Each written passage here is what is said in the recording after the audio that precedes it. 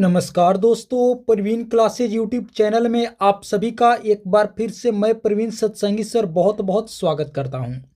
दोस्तों, आज की एक और वीडियो हम लेकर आ गए हैं रेलवे ग्रुप डी 2026 की परीक्षा के लिए अति महत्वपूर्ण सामान्य विज्ञान के प्रश्न। जी हाँ दोस्तों, आज की वीडियो में भी हम लोग देखने वाले हैं top most important general science के प्रश्न, जो दोस्तों आगामी रेलवे ग्रुप डी की परीक्षा के लिए बहुत ही महत्वपूर्ण होने वाले हैं। तो आप सभी से एक रिक्वेस्ट करूंगा कि इस वीडियो को आप लोग अंत तक जरूर देखें, एक एक प्रश्न को अच्छे से समझें और याद करें। तो चलिए दोस्तों, आज की हम लोग वीडियो शुरू करते हैं आगामी रेलवे ग्रुप डी की परीक्षा के पॉइंट ऑफ व्यू से मोस्ट इंपॉर्टेंट जनरल साइंस के प्रश्नों का। पहला प्रश्न है, सेल्यूलोज भीति किसकी कोशिकाओं में पाई जाती है। दोस्तों, प्रश्न है कि सेल्यूलोज भीति किसकी कोशिकाओं में पाई जाती है। तो आप लोग याद रखेंगे पादप यानी कि पौधा। जी हाँ दोस्तों, ऑप्शन सी इसका सही उत्तर होगा। सेल्यूलोज भीति किसकी कोशिकाओं में पाई जाती है, तो आप लोग याद रखेंगे पादप के कोशिकाओं में पाई जाती है। पादप अर्थात पौधा के कोशिकाओं में। चलिए आगे बढ़ते हैं। अगला प्रश्न है, द्रव्यमान गुणे त्वरण बराबर। दोस्तों, प्रश्न कह रहा है कि द्रव्यमान गुणे त्वरण कितना बराबर होता है, कितने का बराबर होता है। तो आप लोग याद रखेंगे इसका मान क्या होता है, बल। जी हाँ दोस्तों, ऑप्शन ए इसका सही उत्तर होगा। द्रव्यमान गुणे त्वरण बराबर कितना होता है दोस्तों, बल होता है। आप सभी याद रखेंगे बल का मतलब क्या होता है, द्रव्यमान गुना त्वरण। तो ऑप्शन ए हमारा क्या हो जाएगा, बिल्कुल राइट आंसर हो जाएगा। चलिए आगे बढ़ते हैं। अगला प्रश्न है, निम्नलिखित में से किसकी इकाई नहीं होती है। दोस्तों, प्रश्न है कि निम्नलिखित में से किसकी इकाई नहीं होती। तो आप लोग याद रखेंगे दोस्तों अपेक्षिक घनत्व का। जी हाँ दोस्तों, ऑप्शन डी इसका सही उत्तर होगा। अपेक्षिक घनत्व का दोस्तों इकाई नहीं होता है। आप सभी याद रखेंगे ऑप्शन डी इसका राइट आंसर हो जाएगा। चलिए आगे बढ़ते हैं। अगला प्रश्न है, पास्कल की एसआई इकाई है। दोस्तों, बताने है कि पास्कल की जो एसआई इकाई होती है वो क्या होती है। पास्कल किसकी एसआई इकाई है, तो आप लोग याद रखेंगे दाब की। जी हाँ दोस्तों, ऑप्शन ए इसका सही उत्तर होगा। पास्कल किसकी इकाई है, तो आप लोग याद रखेंगे दाब की एसआई इकाई होती है पास्कल। आप सभी को पता भी होगा। चलिए आगे बढ़ते हैं। अगला प्रश्न है, निम्नलिखित में से कौन सा ऑक्साइड उभयधर्मी है।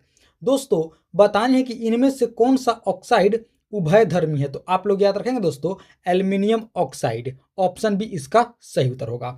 दोस्तों, जो एल्यूमिनियम ऑक्साइड है ये क्या होता है, उभयधर्मी ऑक्साइड होता है। आप सभी याद रखेंगे ऑप्शन बी इसका सही उत्तर होगा, एल्यूमिनियम ऑक्साइड। चलिए आगे बढ़ते हैं। अगला प्रश्न है, शरीर का वह कौन सा बल है जिसके साथ पृथ्वी इसे आकर्षित करती है। दोस्तों, इसका सही उत्तर आप लोग याद रखेंगे, इसका राइट आंसर होगा वजन। जी हाँ दोस्तों, ऑप्शन सी। दोस्तों, शरीर का वह कौन सा बल है जिसके साथ पृथ्वी इसे आकर्षित करती है, तो वह है शरीर का वजन। ऑप्शन सी इसका राइट आंसर हो जाएगा। चलिए आगे बढ़ते हैं।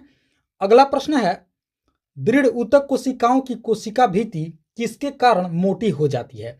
दोस्तों, प्रश्न है कि दृढ़ ऊतक की जो कोशिकाएं हैं, कोशिकाओं की जो कोशिका भित्ति है ये किसके कारण मोटी हो जाती है। तो आप लोग याद रखेंगे लिग्निन के कारण। जी हाँ दोस्तों, ऑप्शन बी इसका सही उत्तर होगा। दोस्तों, जो दृढ़ ऊतक की कोशिकाओं की कोशिका भित्ति होती है ये लिग्निन के कारण मोटी हो जाती है। आप सभी याद रखेंगे ऑप्शन बी लिग्निन इसका सही उत्तर हो जाएगा। चलिए आगे बढ़ते हैं।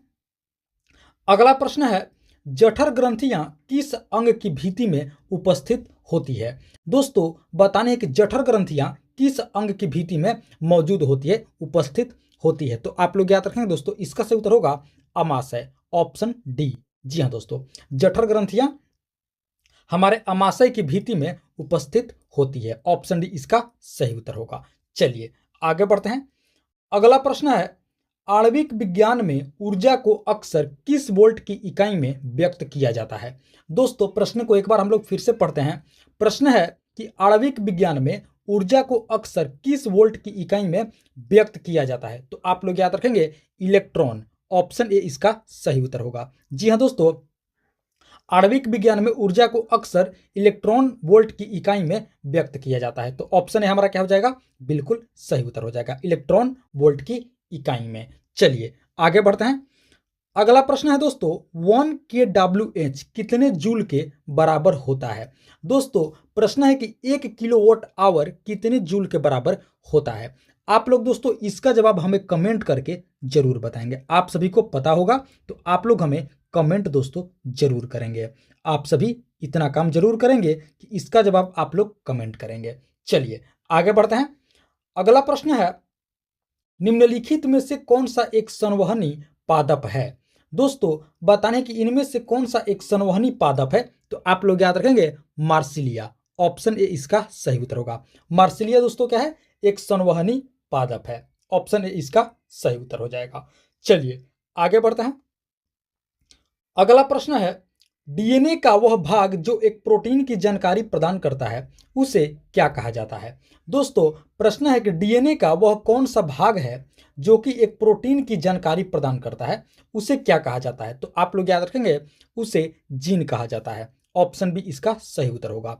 जीन दोस्तों जो कि डीएनए का एक भाग है, ये क्या करता है, हमें प्रोटीन की जानकारी प्रदान करता है। जीन आप सभी याद रखेंगे। ऑप्शन बी इसका सही उत्तर होगा। दोस्तों आप सभी को एक पॉइंट बता देते हैं कि जीन शब्द का जो प्रयोग है ये सर्वप्रथम जोहानसन ने की थी। किन्होंने की थी, जोहानसन ने। कब, तो 1909 ईस्वी में। ये भी आप लोग याद रखेंगे। जीन शब्द का प्रयोग सर्वप्रथम जोहानसन ने 1909 ईस्वी में दोस्तों किए थे। और जीन क्या है, डीएनए का एक भाग है जो हमें प्रोटीन की जानकारी प्रदान करता है। चलिए आगे बढ़ते हैं। दोस्तों अगले प्रश्न से पहले आप सभी से एक रिक्वेस्ट करूंगा कि अभी तक आप लोगों ने इस वीडियो को एक लाइक नहीं किए हैं, तो दोस्तों आप लोग इस वीडियो को एक लाइक जरूर कर देंगे। साथ ही साथ परवीन क्लासेज यूट्यूब चैनल पर आप लोग पहली बार विजिट किए हैं तो दोस्तों इस चैनल को भी आप लोग जरूर सब्सक्राइब करेंगे इसी तरह का महत्वपूर्ण व जेन्युइन प्रश्नावली वीडियो प्रतिदिन देखने के लिए। और हाँ दोस्तों, इस वीडियो क्लास में आप लोग अंत तक जरूर बने रहेंगे। आगे और भी बहुत ही महत्वपूर्ण प्रश्न होने वाले हैं। चलिए अगला प्रश्न देखते हैं। अगला प्रश्न है, आप उन जीवों को किस जीव जगत यानी कि किंगडम में रखेंगे जिनके केंद्रक या कोशिकांग परिभाषित नहीं है। दोस्तों प्रश्न को एक बार फिर से हम लोग पढ़ते हैं। प्रश्न है कि आप उन जीवों को किस जीव जगत में यानी कि किस किंगडम में रखेंगे जिनके केंद्रक या कोशिकांग अभी तक परिभाषित नहीं है। तो आप लोग याद रखेंगे दोस्तों उन जीवों को रखा जाएगा मोनेरा में। ऑप्शन ए इसका सही उत्तर होगा। जी हाँ दोस्तों, मोनेरा जगत में रखा जाएगा उन जीवों को जिनके केंद्रक या फिर कोशिकांग परिभाषित नहीं है। किस जगत में रखा जाएगा दोस्तों, मोनेरा जगत में। तो ऑप्शन ए हमारा क्या हो जाएगा, बिल्कुल सही उत्तर हो जाएगा। चलिए आगे बढ़ते हैं। अगला प्रश्न है, निम्नलिखित तत्वों में से अधातु की पहचान करें। दोस्तों बताने है कि इनमें से कौन सा तत्व अधातु है। तो दोस्तों क्लोरीन। ऑप्शन बी इसका सही उत्तर होगा। क्लोरीन क्या है, अधातु है। ऑब्वियसली इसका ऑप्शन बी राइट आंसर हो जाएगा, क्लोरीन। चलिए आगे बढ़ते हैं। अगला प्रश्न है, चूहा मारने की दवा के रूप में निम्नलिखित में से किसका प्रयोग किया जाता है। तो दोस्तों आप लोग याद रखेंगे जिंक फॉस्फाइड का। जी हाँ दोस्तों, ऑप्शन सी इसका सही उत्तर होगा। चूहा मारने की दवा के रूप में किसका प्रयोग किया जाता है, तो जिंक फॉस्फाइड का। ऑप्शन सी इसका राइट आंसर होगा। चलिए आगे बढ़ते हैं। अगला प्रश्न है, निम्नलिखित में से कौन सा रोग यौन संपर्क के माध्यम से संचारित होता है। दोस्तों बताने है कि इनमें से कौन सा रोग यौन संपर्क के माध्यम से संचारित होता है, यानी कि दोस्तों एक दूसरे से क्या होता है, संचारित होता है यौन संपर्क से। तो आप लोग याद रखेंगे वो बीमारी है एड्स। ऑप्शन सी इसका सही उत्तर होगा। एड्स दोस्तों एक विषाणु जनित रोग है और यह यौन संपर्क के माध्यम से संचारित होता है। तो ऑप्शन सी हमारा क्या हो जाएगा, बिल्कुल राइट आंसर एड्स हो जाएगा। चलिए आगे बढ़ते हैं। अगला प्रश्न है, एक समान वेग से चलती किसी वस्तु का त्वरण होगा।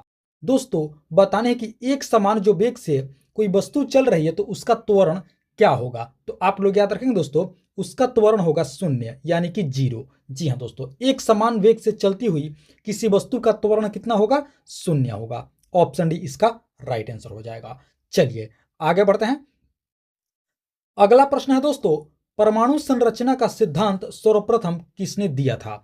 दोस्तों परमाणु संरचना का सिद्धांत सर्वप्रथम जॉन डाल्टन ने दी थी। जी हाँ दोस्तों, ऑप्शन डी इसका सही उत्तर होगा। 1803 ईस्वी में, ये भी आप लोग याद रखेंगे। सर्वप्रथम जॉन डाल्टन ने दोस्तों 1803 ईस्वी में परमाणु संरचना का सिद्धांत इन्होंने दिए थे। आप सभी याद रखेंगे। सन 1803 ईस्वी में। वैज्ञानिक का नाम है जॉन डाल्टन। चलिए आगे बढ़ते हैं। अगला प्रश्न है, आधुनिक आवर्त सारणी के जनक किन्हें माना जाता है?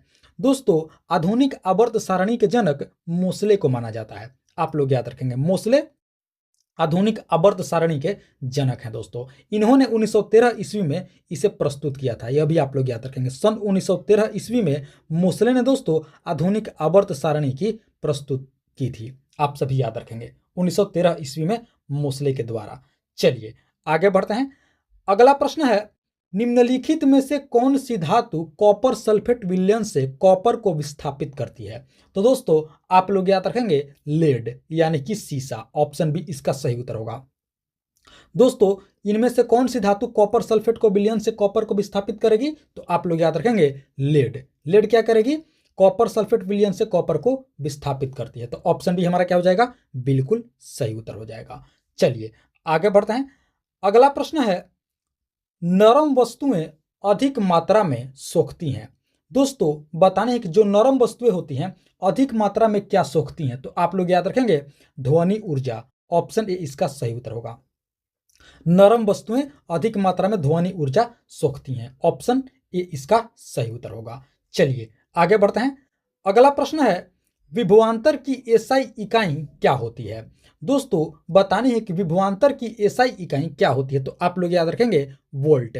ऑप्शन डी इसका सही उत्तर होगा। विभवांतर की एसआई इकाई क्या होती है? वोल्ट दोस्तों। ऑप्शन बी इसका राइट आंसर होगा। चलिए आगे बढ़ते हैं।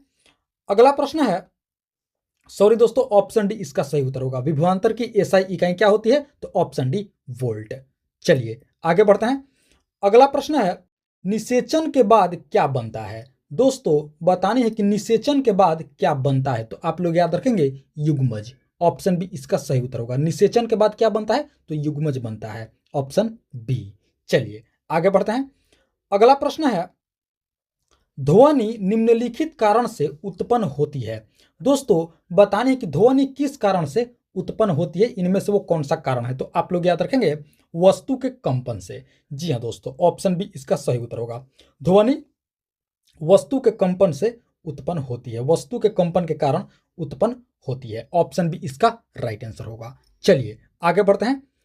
अगला प्रश्न है, नारियल का बाहरी आवरण किस प्रकार के उत्तक से बना होता है? दोस्तों प्रश्न है कि जो नारियल का बाहरी आवरण होता है यानी कि जो नारियल का खोल होता है, ये किस प्रकार के उत्तक से बना होता है? तो आप लोग याद रखेंगे दोस्तों, इसका सही उत्तर होगा दृढ़ उत्तक से। जी हाँ दोस्तों, ऑप्शन ए इसका सही उत्तर होगा। दोस्तों जो नारियल का बाहरी आवरण है ये दृढ़ उत्तक से बना होता है यानी कि स्क्लेरेनकाइमा से बना होता है। आप लोग याद रखेंगे, दृढ़ उत्तक को अंग्रेजी में स्क्लेरेनकाइमा कहा जाता है। और इसी से दोस्तों नारियल का जो बाहरी आवरण है यानी कि जो नारियल का खोल है वो बना होता है।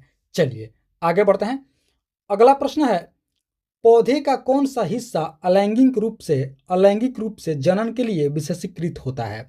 दोस्तों प्रश्न है कि पौधे का कौन सा हिस्सा अलैंगिक रूप से क्या होता है? जनन के लिए विशेष होता है। तो आप लोग याद रखेंगे दोस्तों, इसका सही उत्तर होगा तना। Option C. जी हाँ दोस्तों, तना जो है पौधे का हिस्सा है और यह अलैंगिक रूप से जनन के लिए विशेषीकृत होता है। तो ऑप्शन सी हमारा क्या हो जाएगा? तना यानी कि स्टेम। चलिए आगे बढ़ते हैं। अगला प्रश्न है, धातुओं के ऑक्साइड आमतौर पर होते हैं। दोस्तों बतानी है कि धातुओं के जो ऑक्साइड होते हैं ये आमतौर पर कैसे होते हैं? तो आप लोग याद रखेंगे बेसिक होते हैं। ऑप्शन बी इसका सही उत्तर होगा। धातुओं के ऑक्साइड आमतौर पर दोस्तों बेसिक होते हैं। ऑप्शन बी इसका सही उत्तर होगा। चलिए आगे बढ़ते हैं। अगला प्रश्न है, गैर धातुओं के ऑक्साइड आमतौर पर किस प्रकार के होते हैं? देखिए दोस्तों, अभी हमने पढ़ा कि धातुओं के ऑक्साइड आमतौर पर बेसिक होते हैं। अब बतानी है कि गैर धातुओं के यानी कि जो धातु नहीं है उनके ऑक्साइड आमतौर पर किस प्रकार के होते हैं? तो दोस्तों गैर धातुओं के जो ऑक्साइड होते हैं ये आमतौर पर अम्लीय होते हैं। ऑप्शन ए इसका सही उत्तर होगा। दोनों प्रश्नों को आप लोग अच्छे से याद रखेंगे। धातुओं के ऑक्साइड आमतौर पर बेसिक होते हैं और गैर धातुओं के ऑक्साइड आमतौर पर अम्लीय होते हैं। दोनों प्रश्नों को आप लोग अच्छे से याद रखेंगे। चलिए आगे बढ़ते हैं।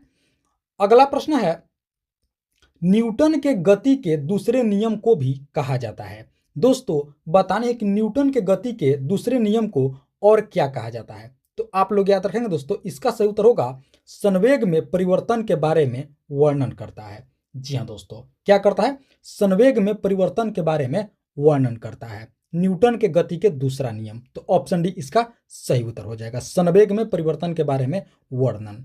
चलिए आगे बढ़ते हैं। अगला प्रश्न है, प्रणोद यानी कि थ्रस्ट एसआई इकाई क्या होती है? प्रणोद की एसआई इकाई दोस्तों बतानी है, तो आप लोग याद रखेंगे प्रणोद की एसआई इकाई होती है न्यूटन। ऑप्शन सी इसका सही उत्तर होगा। प्रणोद की एसआई इकाई क्या होती है? तो आप लोग याद रखेंगे न्यूटन होती है। ऑप्शन सी इसका सही उत्तर होगा। आप लोग याद रखेंगे प्रणोद की एसआई इकाई। तो दोस्तों ये थी हमारी आज की रेलवे ग्रुप डी 2026 की परीक्षा के लिए अति महत्वपूर्ण सामान्य विज्ञान के प्रश्नावली वीडियो।